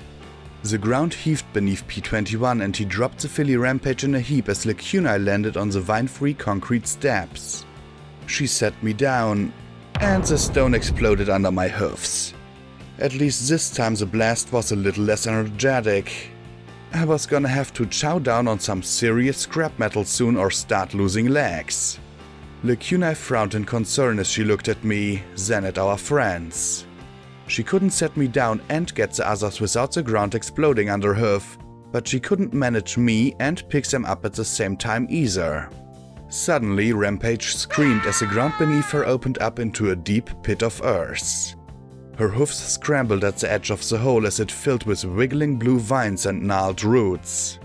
It was as if the earth itself was creeping away under her hoofs to dump her into the depths. P21 reached in and bit her mane, hauling the thrashing, muddy filly back over the edge. A blue vine darted towards the distracted buck. Green beams sliced the vine into quivering lengths as Glory leapt in place behind him, covering him as he hauled Rampage out. Then I saw it. It was just a moment when she took her eyes off the vines to look at the pair. In that moment, the vines struck. They shot out and coiled around her. No! I screamed as the blue flash engulfed her body. Then I blinked as I stared in shock. Oh my, Lacuna murmured in my mind. What the heck? Come on, move! Glory shouted as she strafed the vines with her Gatling beam gun. But P21 and Rampage gaped at her. What are you staring at? Move! Finally, the pair began to run towards us, leaving the vines hissing and rubbing together. Glory turned and shouted, Oh yeah! And then she froze. She touched her throat with a bright blue hoof, then turned to stare at a stunning rainbow-colored tail. Where once she'd had a brand, now she had a vivid rainbow lightning bolt and cloud on her flank. The killing joke had turned her into Rainbow Dash. What? No! They turned me into a Dashite! A Dashite, not a Dash! She said in her higher, squeakier voice. This is impossible! There must be some kind of mistake! She sat down hard and wailed. My life is ruined! Wasn't it ruined already? Rampage said as she stepped onto the concrete and winced, then said in relief, Okay, no burying alive. Good. It's better than blowing up, I murmured weakly. You don't understand. It would have been better if I'd blown up. You remember how some of the 10 ponies acted when they thought you were related to Twilight? Well, multiply that by 1,000 and that's the Enclave's reaction. Glory began to pace back and forth. Even if my family could somehow be okay with it, there's no way Thunderhead would. I mean, I look just like her. The most infamous Pegasus in history. Glory, calm down, I said, taking a little step. There was another loud bang that left me sprawling and put a large crack in the concrete. At least, you're not a walking bomb. Yeah, you actually look kinda cool like this, Scotch said as she hopped off Lacuna's back. Not nearly so boring. Rampage looked out at where she'd exploded and sighed. Lacuna flew over it to retrieve the new filly's saddlebags. Glory pressed her hoofs to the sides of her head. Oh my gosh, what if the change isn't just physical? What if there's some kind of mental contamination? I was slated for a fast-track medical career. Rainbow Dash was an idiot! She clenched her eyes closed. Hydrogen, helium, lithium, beryllium, boron, carbon, oxygen. Wait, no, I forgot nitrogen! She gasped. I forgot nitrogen! She grabbed P21 and shook him in panic.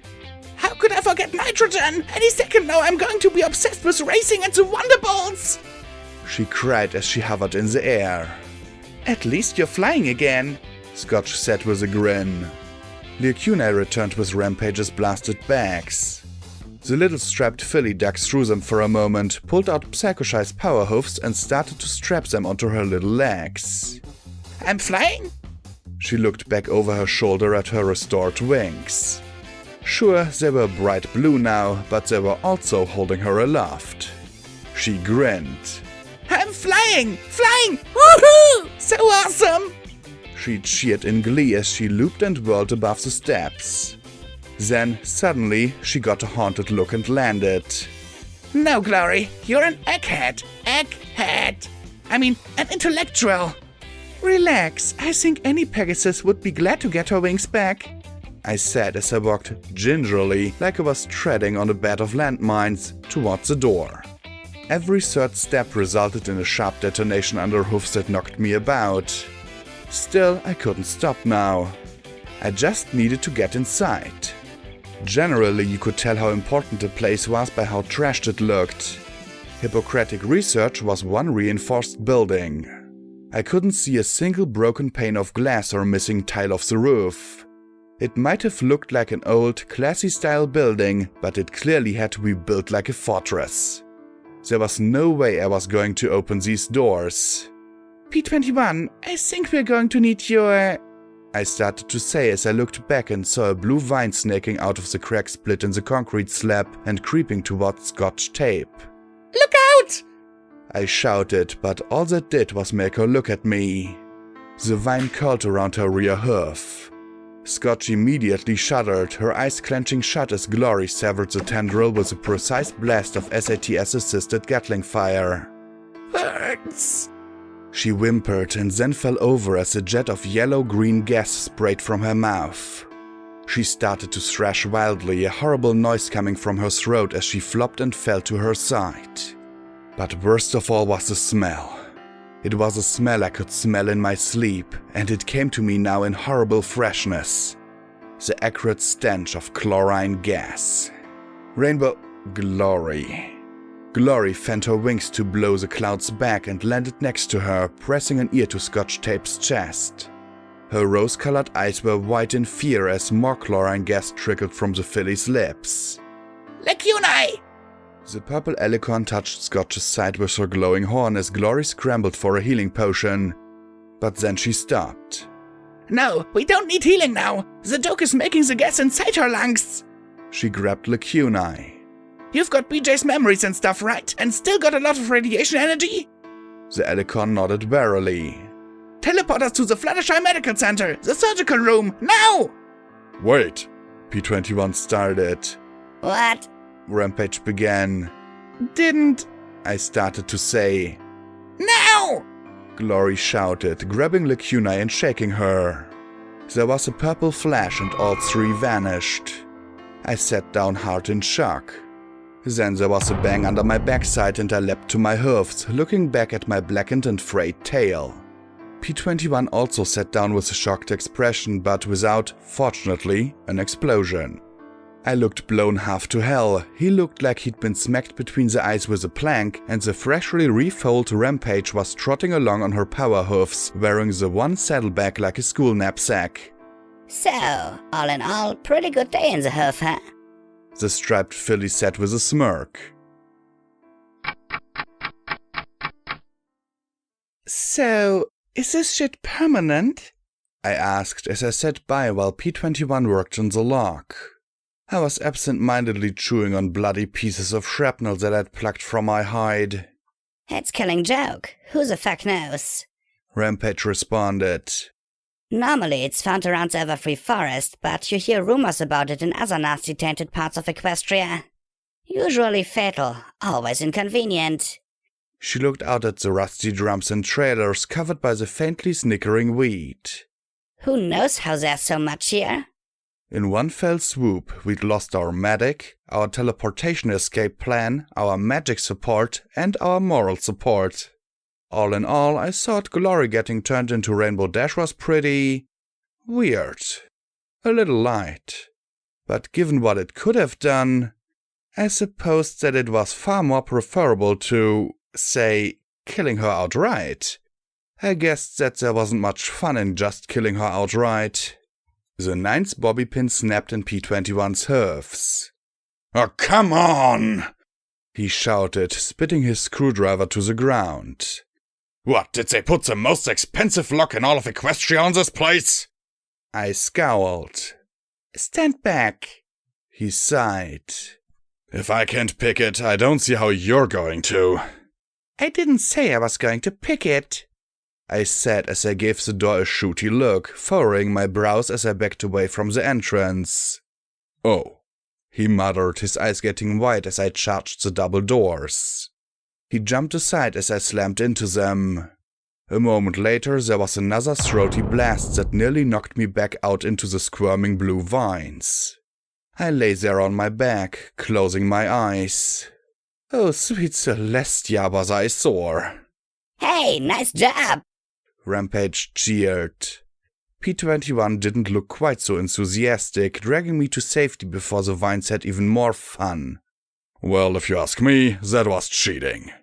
He gathered up his things and then looked back at me. You coming? I just need a second.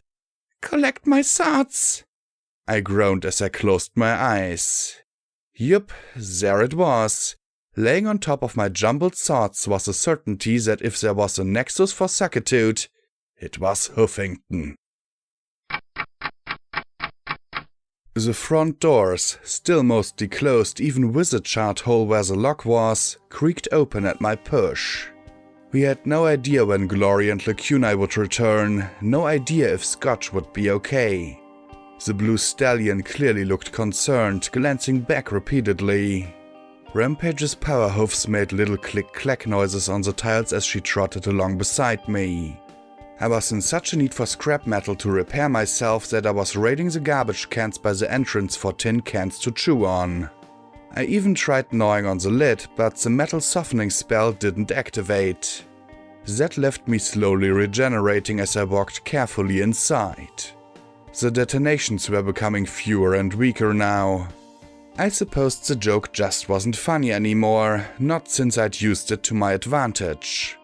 Looking around the two-story foyer of the building, it was clear something nasty had happened here. There were bloodstains on the wall, but surprisingly little damage. Then again, maybe not so surprisingly if the inside of this place was as hardened as the outside. In the center of the arched entry was a golden statue covered in cobwebs. Two unicorn bugs grinned out as they lifted an apple in seeming tribute. Hippocratic research, read the plaque on the base.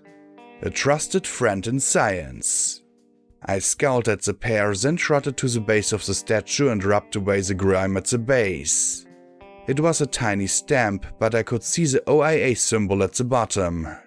I looked around at the dusty walls and scattered papers and junk and imagined I could smell golden blood and the musty reek in the air. No bodies and lots of bloodstains. Stay close. No EFS, but I just know that there's something nasty in here. Sanguine's lair was probably somewhere underneath the building. I walked as silently as possible, wishing we had rags to make Rampage booties once again. From somewhere, above, behind, there came a snarl that echoed in the halls. Oh, I hate it when I'm right, I murmured as we moved towards an elevator. After mashing the buttons several times, we finally forced the doors open to reveal a half-dozen bony ponies curled up in the corners. Some pony had scraped, "Dear Celestia, let us out," in the wood paneling. The lights flickered to life and a slurring music began to play. Opportunity, community. Then the speakers crackled once more and went silent.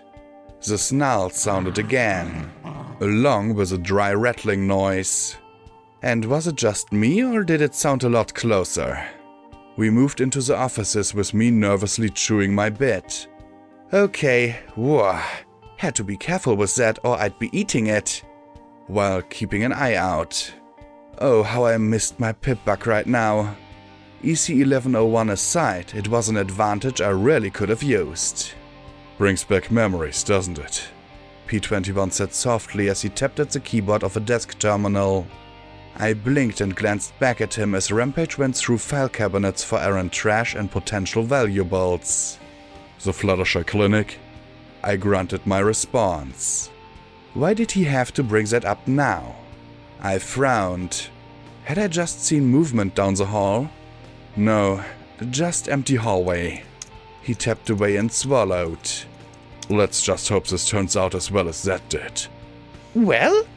I blinked in shock.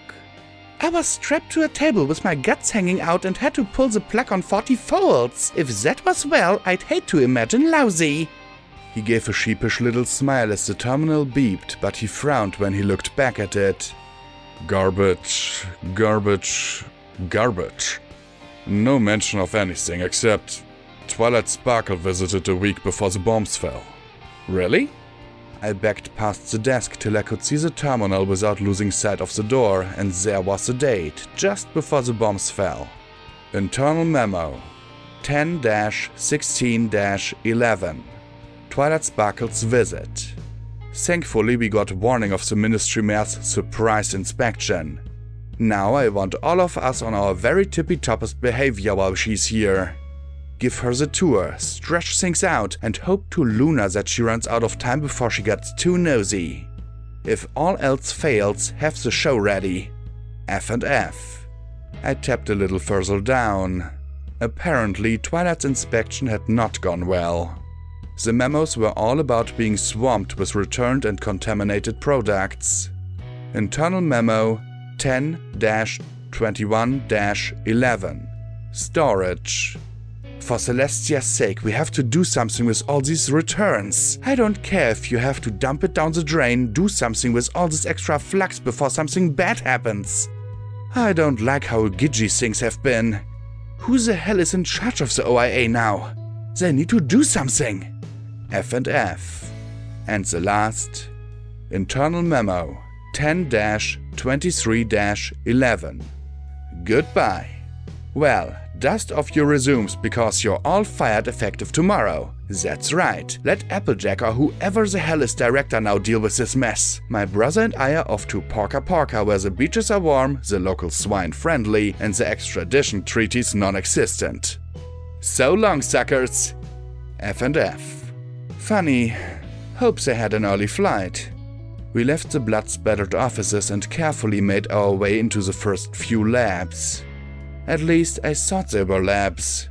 After seeing Horizon Labs, I expected to see more in the way of terminals and equipment. In one room were a half-dozen chalkboards covered with blank X blank, with every critter I could imagine written in the blanks. Most of the combinations were crossed out, but a few were circled like Cake X Tree with Genius written next to it. Okay, I guess that was a type of genius. Carefully, we threaded our way into another lab with more chalkboards and one large bare grey tree in a reinforced box. As we passed by it, the rainbow apples appeared on the branches and fell against the box's walls. Seeds ricocheted wildly inside. Zap apple bombs! Plant these around your property and not only will you be safe from intruders, you can make your own Zap apple jam. Problems, uncontrollable and inconsistent appearances. Explosive jelly. Solution, drop explosive PB&J behind enemy lines. Profit. I shook my head and walked to the door, pushing it open and stepping into the hall. The only warning I had was a shimmer in front of me. My jaw tightened reflexively, guns blasting at the air and knocking back the creature that seemed like a large fusion of dog and snake. It started to shimmer back into invisibility as it fell back, but I didn't waste any time blasting it again. Then again until it finally collapsed in a bloody heap and stopped blending in. I looked at the rattlesnake tail and 4 legs and once again wished for a time machine so I could smack whoever made such a thing. Of course, I should have been keeping an eye out for more shimmers.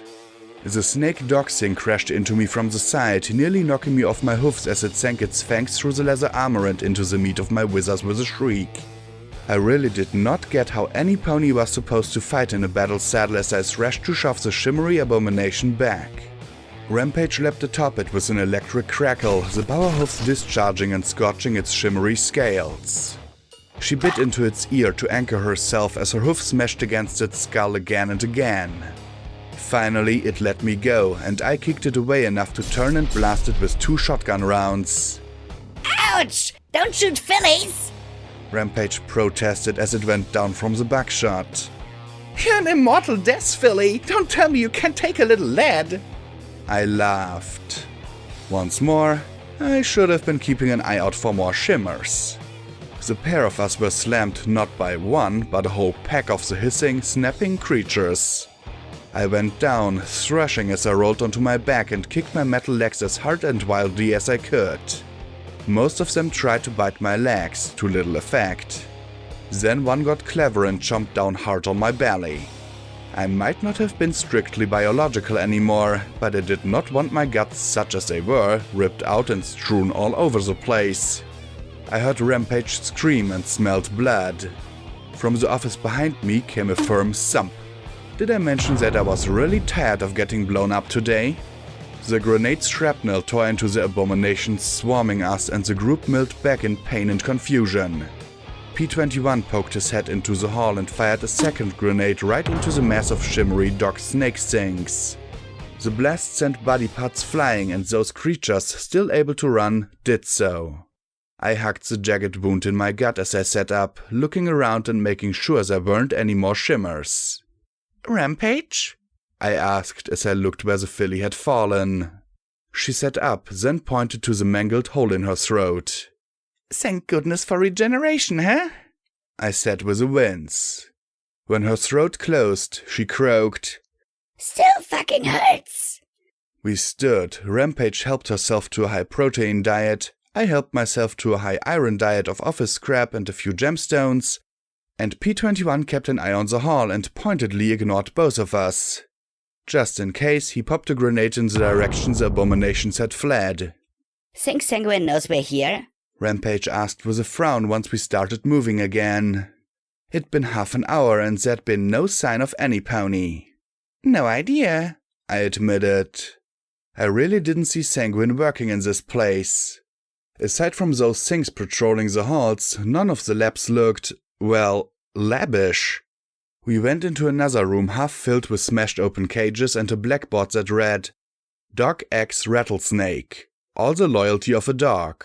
All the viciousness of a snake. Pro, loyalty-ishness. Con, ugly as sin. Pro, natural camouflage makes ugliness moot. Con, name. And beneath that was a list. Sogs, dakes, hissy pups, night stalkers. The last had been circled and genius written beside it. A little board next to the cages read, Feeding duty. There was a list of pony names, each one crossed out. The last one had, I fucking quit scrawled next to it. Smart pony. We need to find a working elevator or stairs down or something. I just know that if Chimera is here, it's somewhere down below. All the nasty projects had to be down below. We left the cages and found some stairs down. They led to a heavy, substantial steel door. No lock, and no matter how I jerked the handle or beat my hoofs against it, it wouldn't open. Powered door. Probably need a passcard or something to open it. P-21 said. I glared at the door for a moment, then tried to bite it. Maybe I could gnaw my way through. After several seconds of scraping paint with my teeth, I coughed and gave up. Okay, passcard then, I muttered as I stared at the door. That meant going back up. On the second floor, we entered a large, long room half filled with machinery. Super Speedy Cider Squeezy 9000 had been written on one side, but the metal plaque had been scratched out and a sign reading Super Speedy Flux Mixer 9000X Turbo had been painted above it. There was a hopper on one end that was half filled with glittering gems and a keg marked Biomagical Deluxe Flux on the far side. As I dug out the gemstones with my hoofs, Rampage fiddled with a projector on a small table in the middle of the other half of the room. Suddenly the lens lit up and crackling music filled the room. A flickering square appeared on the wall and two unicorn stallions trotted into view. If one hadn't been sporting a mustache, I'd never have been able to tell them apart. Whoa, how do you do? How do you do? The smooth-lipped one said with a cheery grin. I'm Flim. I'm Flam. Said the other. And we're the world-famous Flin Flam Brothers welcoming you to Hippocratic Research, a place where science is pursued effectively, efficiently, Piped the twin. and ethically. They said in unison with a solemn nod of their heads. Flim gestured to a cartoon drawing of the building. I'm sure that you're familiar with a great many of our products. What kind of world would we be living in without Sparkle Cola? Flem asked, pressing the back of his hoof to his eyes. A little note popped up in the bottom of the screen, barely caught by the pink pony in my head. Not affiliated in any way, shape or form with the Ministry of Arcane Sciences or its employees. Any resemblance is strictly coincidence. And how could we get through life without Wonder Glue? Flim asked as he held up a tube in his hoofs. Well, you need not wonder any longer, dear consumer, because these are just a few of the many products brought to you by the hard-working ponies at Hippocratic Research. Flem said as the other pony shook hard to free himself from the bottle of glue. Then he looked out, smiled sheepishly and stepped back as the mustached pony gestured to his side. While dozens of our end-user products like a Bronco detergent and sugar apple bomb cereal are familiar to you, our most important product is a material you may not be very familiar with. Or maybe you are, in which case, what are you doing wasting your time watching this? Flem interjected as he reappeared beside his brother. So by now you're probably wondering, what is this amazing mystery product that brings so much joy and wonder into my life? Flax! They declared proudly as a smiling cartoon barrel filled to the brim with rainbow goo appeared between them. Now if you're a clever pony, you're asking yourself, what is flax and just what can it do? Flem said as he nodded his head. And if you're not asking that because you already know, then why aren't you working for us? Asked Flem with a cheeky grin. Flem put a pair of thick, nerdy glasses on. Flax is a simple term for bioarcanocamel flax. You might also hear it referred to as biomedical flax or metacatalyst, but those are just simple terms for the wonder substance of our lifetime. He said with a nod as the barrel was replaced with a tree. What does it do? Why, what doesn't it do? You see, think of flax as raw magical goo. You can use it to make all kinds of medical effects. The barrel moved on top of a machine. Take an example of our good friends at Bronco. All you need is the proper equipment and some scrap metal. Flem crowed. A heap of scrap metal moved into the machine. The smiling barrel dripped one rainbow-colored drop into it. There was a flash and a smiling toaster rolled out. Amazing science! I had to admit, I was impressed. P21 not so much.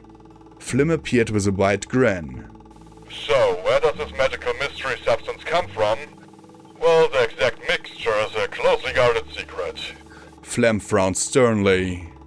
Very closely guarded. We wouldn't want any nasty straps getting their hoofs on it. Then he suddenly grinned. At least not for less than a bajillion bits. Then they said in unison, Just kidding. Flem pointed to a cartoon copy of the machine occupying the room. Well, wonder no longer. Here at Hippocratic Research we put science and technology to good use. A stack of gemstones appeared over the hopper end and poured in. With our own special blend of quality equestrian gemstones. 6 bottles of red, orange, yellow, green, blue and purple poured into the middle as Flem went on. And our own domestic rainbow colorant. And our own special patented super spell. They proclaimed together and shot cartoon lightning at the cartoon machinery from their horns. The machine began to flash and flicker and suddenly a rainbow sludge poured out the far end and into a drum. We create our one-of-a-kind, cannot be duplicated, manipulated, copied or knocked off flax. The image then showed the building and, leaving it, wagons being pulled by train tractors heaped with smiling barrels. And where does it go when it's done? Well, where doesn't it go? Flax is used in everything from abdominal braces to zippers and everything in between. Hundreds of products you use every day either were made from, with, or by flax. Flem said off screen. Flem then appeared looking sad. Now, we want to caution you that something as super amazing, one-of-a-kind as flax is not something you should play around with. Flem appeared next to him and gave a solemn nod. Absolutely. They vanished as Flem's voice went on. No doubt you've heard about some poor pony playing around with a barrel of unauthorized, tempered or used flax and suffering some horrible accident. The smiling pony wearing a bow trotted along and inexplicably tripped and fell into an open frowning barrel. She popped back out, but a wing sprung from her left side and a cow's horn sprouted out of the right side of her head. She looked like quite the sad pony. For which Hippocratic Research denies any and all liability.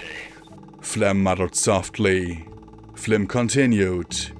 We want to assure you that, used properly, flax is a valuable, nay, an essential part of our modern world. So we wish to thank you for your interest in coming to tour Hippocratic Research. Flem said with a grin. talk to your parents about taking one of our patented Night Stalkers home. At last, a pet you can count on to keep you safe from nasty stripe infiltrators. Bred and trained to attack any and all zebras at first sight. Or perhaps you're more interested in one of our Scorpo sprites. If you have a sibling or neighborhood bully you want to get even with, then there's nothing better. Flem proclaimed. And if you're looking for our legal department, they're located on the 4th floor. Office hours 11:58 to 11:59, Griffin Standard Time. Flem added with a wide grin. The pair then sang out, So we've got opportunity in each and every community. He's Flim, we're the world famous Flim Flam brothers. The projector flickered and died. The three of us stared blankly at the wall and I murmured softly, Well, now I have a better idea why the world blew up like it did. What harebrained idiot would think of taking a scorpion and putting wings on it? I yelled before yanking the bit in my jaw and sending up another cone of lead, shredding a buzzy, filmy wing and sending the insect scuttling along towards us, oozing green goo. To be fair, it's more like they gave a blood sprite a stinger. Rampage squealed as she pounced atop the maimed back, her 4 power hooves flashing and splattering me with its sludge. I don't care!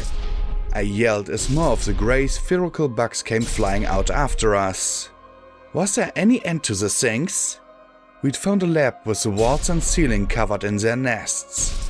One had stung P-21 right away and now the rest were looking to finish the job. It's stupid! Stupid! Stupid! I shouted, punctuating each stupid with another blast of buckshot. I didn't even have to aim. I just fired as quickly as I could down the hall and hoped enough shot hit. I'm more interested in if you have any of that antivenom glory made, P-21 said weakly. Really interested. I ripped off another half-dozen shots as rapidly as I could and Rampage squished the fallen bugs with the enthusiasm only a filly could muster. Reload! I bellowed, knowing the belt was almost spent. Rampage scrambled back, grabbed another belt of shotgun shells and slammed it home. One condition!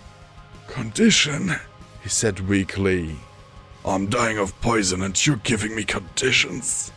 Load it! Rampage yelled, immediately sprang back to squashing the Scorpo sprites. I ripped out 3 more shots. When we're done, you're going to Scotch. And you are going to tell her you're her daddy. And you're going to say nice things about her mom. And you're going to hug her. Another 5 swarmed out and I jerked the bit as rapidly as I could. The blasts shredded their flapping wings and a few were pulped out right by the impacts. And if I say no? He panted as I backed towards him. Then I'll give it to you, but with a huge guilt trip attached. I countered. One arced high above its fellows and plunged towards me, its stinger oozing venom as it drove the poisonous spur at my eye. I swung my foreleg and knocked the head-sized bug aside. Rampage pounced upon it and popped it under her power hooves. He didn't answer and I looked back at him lying there unconscious. Cheater. I muttered. Rampage, anti-venom! She leapt on my back and dug through my saddlebags again for one of the vials of anti-venom that Glory had mixed ages ago. She put it into his mouth as I blasted at the swarm. He stirred as consciousness returned just as the last few bugs were blasted and stomped. I blew the smoke away from my shotgun and trotted to him, kneeling and helping him sit up. You'll do anything you can to get out of talking with her, won't you? He looked at me, then dropped his gaze. I don't want to talk about it. Oh no, that might have worked a month ago when I was fresh and new to the wasteland, but now I'm a grizzled wasteland veteran and I will not wait for... There was a flash and I was knocked sprawling on my side, my head spinning. Rampage grinned down at me. Whoopsie. Sorry, thought I saw another Scorpo sprite, but it was just a big swelled head. She trotted over to P-21. Of course, a grizzled veteran of the wasteland would have seen that one coming. Once P-21 was back on his hooves and the building stopped spinning, we found a large office with 2 identical desks, an enormous portrait of one of the brothers behind each.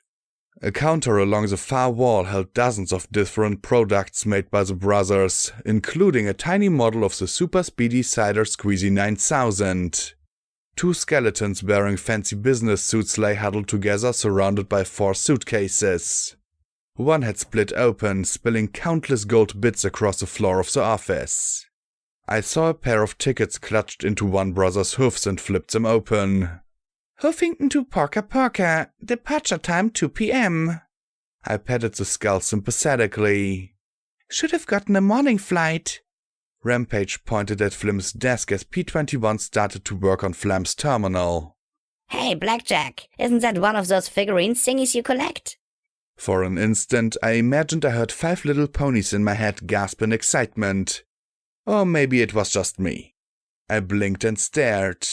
There, smiling brightly at me, was a vivid purple figure of twilight sparkle. Slowly I approached with a smile. Could it be? Was it possible? I carefully scooped it up in my hoofs and hugged it to my chest. At last, it's I frowned and pulled it away, looking down. A wide, cheesy grin met my eyes. Her pupils were different sizes and pointed in opposite directions. I'm an egghead, read the plague. My eyes narrowed as I tapped the figurine's head, making it wobble and bobble around wildly. It wasn't a statuette, just a cheap plastic knockoff. With a sour grunt, I chucked it into the garbage bin. P-21 looked up from the terminal. Well, bad news. Looks like they erased everything on their computers file-wise. But I also have some good news. He tapped a button and a part of the wall opened up to reveal an elevator car. What do you want to bet this elevator goes somewhere special? I grinned. I love smart ponies. Then I frowned. But you're still going to talk to Scotch. I mean it. He sighed. I know. I've been trying not to think about it. About everything I might have missed if she's dead. I've been a royal ass putting it off for so long. We trotted to the elevator. Rampage put a hoof down and the car gave a soft groan. Ugh, what corners did they cut installing this thing? I had to admit, it looked like the elevator was definitely not built to the same code as the rest of the building. I snorted and stepped in. Okay, it was a little wobbly, but I needed to go down and no doubt it would take me where I needed to go. It's fine. I'm not sure it was even fine 2 centuries ago, P-21 said sourly. He dug around in the desk and pulled out a yellow card. Look, we can just walk back down to the door. I rolled my eyes and started jumping. Look, it's fine, just fine, nothing happened. With a roar, the floor exploded beneath me, tossing me into the ceiling, which also exploded. I plummeted down the dark elevator shaft, and with a shriek of twisted metal, the elevator broke loose and plunged down after me.